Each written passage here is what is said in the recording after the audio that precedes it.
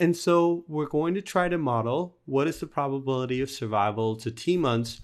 And for our example, we're going to fix t. Let's take t to be equal to 25 months.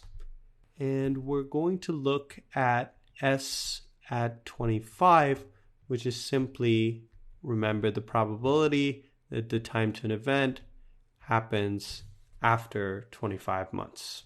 And this is the probability of survival to 25 months. And we can estimate this from the data. We'll say the way we'll estimate this from the data is by saying the num that survive to 25 months. And we'll look at the fraction that survived to 25 months by dividing this value by the number of patients that we have in our data. So let's look at the number that survived to 25 months. We know patient 3 survived to 25 months. We also know patient 6 survived to 25 months. And the way we know that is that their event times are greater than 25. Unfortunately, the thing that's making this estimate complicated is that we have these right-censored observations. Now remember that the problem with right-censored observations is that we don't know when they had an event, if they had an event at all.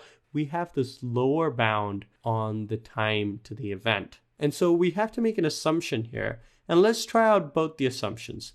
The first assumption that we can make for the censored observations is that they die immediately. And so if we have someone who is censored at 8 months, let's assume right after we had contact with them, they died.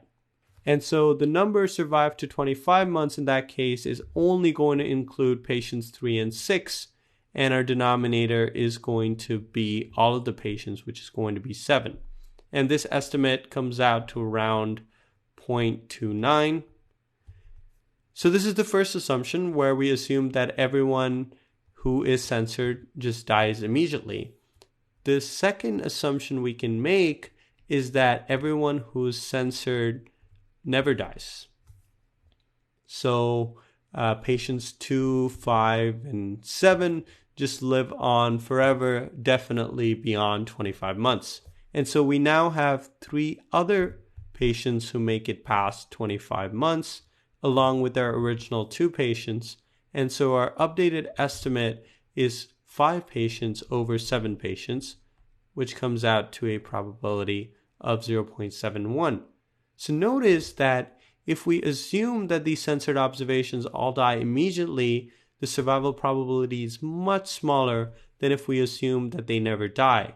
Now we know that the reality of the matter is somewhere in between these 2 values.